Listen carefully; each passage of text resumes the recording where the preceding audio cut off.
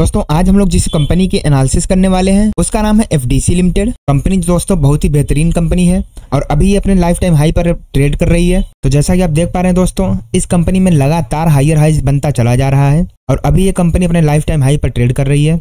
तो दोस्तों हम इसका टारगेट की एनालिसिस आगे देखेंगे, पहले चलकर इसकी फंडामेंटल एनालिसिस देख लेते हैं। जैसा कि आपको पता होगा दोस्तों, कंपनी का नाम है एफडीसी लिमिटेड। इसका जो स्टॉक मार्केट प्राइस है वो 472 रुपए है और ये इंट्राडे में लगभग 3.7% तक तेज था। इसके जो मार्केट कैप वैल्यू है वो 7,692 करोड़ की है। स्टॉक पी इसका बहुत ही अच्छा है 26.6 का, यानी कि कंपनी अभी भी अपने वैल्यूएबल प्राइस पर मिल रही है। ROC 12.8% and ROE 9.63%। इसलिए एक साल की अगर इसकी हाई लो की बात करें तो 245 रुपए का इसने लो लगाया था और 479 रुपए का इसका हाई था। कंपनी के बारे में बता दूं दोस्तों, तो कंपनी का पूरा नाम है फेयर डील कॉर्पोरेशन लिमिटेड, जो कि 1936 में फाउंड की गई थी।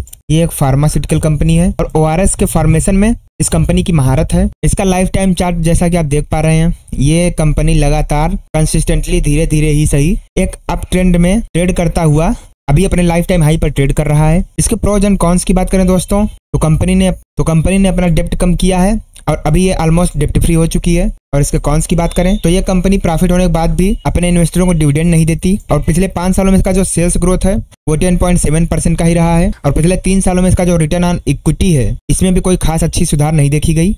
बाकी इस स्टॉक के अगर पीयर कंपैरिजन की बात करें दोस्तों, तो जैसा कि पता है कंपनी फार्मास्यूटिकल कंपनी है, जिसमें आपका सन फार्मा हुआ, Cipla, doctor Reddy, Zydus life sciences, Mankind pharma, lupin, Alkem lab जैसी और भी बेहतरीन कंपनियां इसी सेक्टर में काम करती हैं और एफडीसी भी इसी सेक्टर की एक महत्वपूर्ण कंपनी है। एफडीसी के अगर हम क्वार्टरली रिजल्ट्स की बात करें दोस्तों, तो इसका जो सेल्स ग्रोथ है वो दिसंबर 2020 में 340 करोड़ का था, दिसंबर 2021 में 342 करोड़, दिसंबर 2022 में 409 करोड़ और दिसंबर 2023 में 458 करोड़ का इसका सेल्स ग्रोथ रहा। और वहीं अगर नेट प्रॉफिट की बात करें तो 75 करोड़ का नेट प्रॉफिट था इसका दिसंबर 2020 में, दिसंबर 2021 में 36 करोड़, दिसंबर 2022 में 41 करोड़ और दिसंबर 2023 में 79 करोड़ का प्रॉफिट था। तो यानी कि इसका सेल्स ग्रोथ हो या फिर प्रॉफिट ग्रोथ कंसिस्टेंटली ग्रो करता जा रहा है। वहीं अगर हम इस कंपनी के लॉन्ग टर्म प्रॉफिट लॉस की बात करें तो पिछले 10 सालों में इसका जो सेल्स ग्रोथ रहा है वो मार्च 2012 में 710 करोड़ का था, मार्च 2015 में 888 करोड़, मार्च 2018 में 1074 करोड़, मार्च 2021 में 1331 करोड़ और अगर करंट में बात करें तो कुल 1916 करोड़ का इसका सेल्स रहा है, यानी कि इसके सेल्स में लगातार वृद्धि होती जा रही है। वहीं नेट प्रॉफिट की बात करें तो मार्च 2012 में 134 करोड़, मार्च 2015 में 148 करोड़, मार्च 2018 में 174 करोड़, मार्च 2021 में 301 करोड़ और अगर करंट में बात करें तो कुल 289 करोड़ का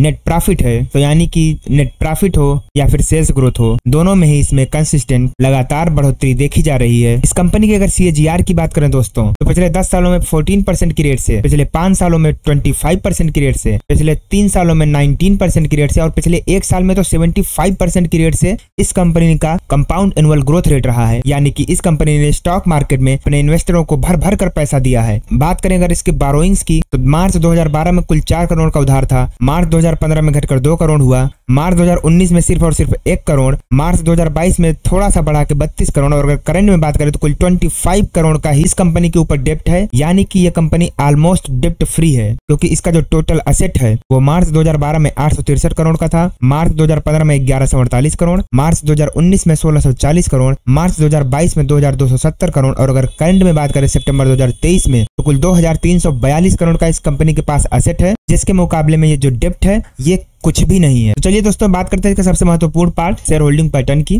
तो इसमें प्रमोटर्स की हिस्सेदारी मार्च 2021 में 69.35% थी, जहां से बढ़कर दिसंबर 2023 में 69.66% हो गई। एफआईआईज की बात करें तो जहां 5.71% पर थे, इन्होंने अपना थोड़ा सा पोजीशन कम करके 2.43% किया है। वहीं डीआईआईज की बात करें तो 4.02% से 7.76% किया है, यानी कि डीआईआईज भी अपना पोजीशन बढ़ा रहे हैं, प्रमोटर्स भी अपना पोजीशन बढ़ा रहे हैं। वहीं अगर पब्लिक की बात करें तो पब्लिक की हिस्सेदारी जहां मार्च 2021 में 20.92% थी, वहां से बहुत थोड़ा सा पोजीशन कम करके 20.15% का है। यानी कि इसमें जो शेयर होल्डिंग पैटर्न है, इस हिसाब से जो प्रमोटर्स की हिस्सेदारी है तो लगभग 70% का है। तो इस हिसाब से इस कंपनी में कोई भी दिक्कत की बात नहीं है, कंपनी बहुत ही अच्छे हाथों में है। कंपनी की अगर हम फोरेंसिक एनालिसिस करते हैं तो कंपनी का जो रिटर्न ऑन इक्विटी है वो पिछले 10 सालों में काफी अच्छा रहा है। पिछले 2-3 सालों में इसकी कंपनी का जो आरओई है वो थोड़ा गड़बड़ा रहा है, बट कोई खास दिक्कत की बात नहीं है, क्योंकि अब इसने अपना जो डेप्ट है उसको खत्म कर दिया है। तो अब इसके प्रॉफिटेबिलिटी में भी काफी ज्यादा असर दिखेगा। इसका वर्किंग कैपिटल काफी अच्छा है और इस कंपनी की जो सबसे अच्छी बात है कि इसके प्रमोटर्स ने कोई भी शेयर प्लेज नहीं किया है। और प्रमोटर्स अपनी होल्डिंग भी लगातार बढ़ाते जा रहे हैं। बात करें हम अगर इस कंपनी के मार्केट शेयर की, तो एंटी डायबिटीज में 0.15% का इसका मार्केट शेयर है, एंटी इन्फेक्टिव्स में 2.78% का मार्केट शेयर है, एंटी मलेरियल में 0.03% का एंड ब्लड रिलेटेड ड्रग्स में इसका 0.75% का, कार्डियोवैस्कुलर में 0.29% का,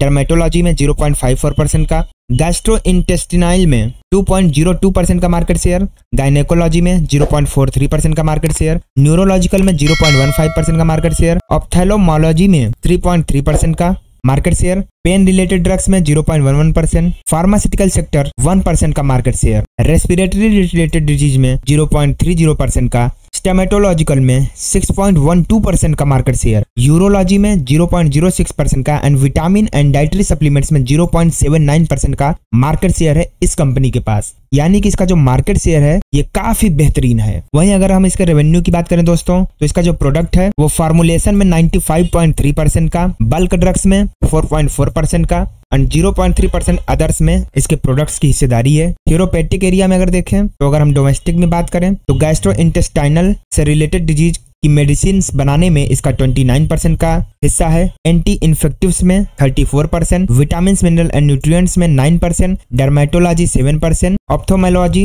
एंड ओटोलॉजिकल 5% एंड 6% अदर्स। वहीं पर अगर हम लोकेशन वाइज बात करें तो इंडिया में इसका 88.8% का and rest of the world से 11.2% का बिजनेस आता है। लोकेशन वाइज अगर हम बल्क ड्रग्स में बात करें तो रेस्ट ऑफ द वर्ल्ड से 97% एंड इंडिया से सिर्फ और सिर्फ 3% का बिजनेस आता है। यानी कि अगर बल्क ड्रग्स में बात करें तो कंपनी 97% एक्सपोर्ट करती है। तो दोस्तों वापस से हम इसके चार्ट की एनालिसिस करते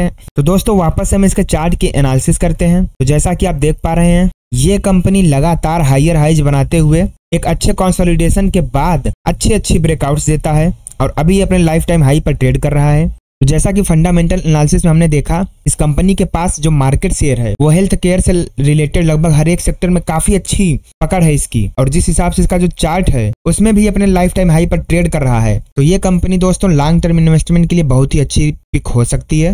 बाकी दोस्तों कोई भी इन्वेस्टमेंट करने से पहले एक बार खुद की एनालिसिस जरूर कर लेना और वीडियो को लाइक करके चैनल को सब्सक्राइब जरूर कर देना।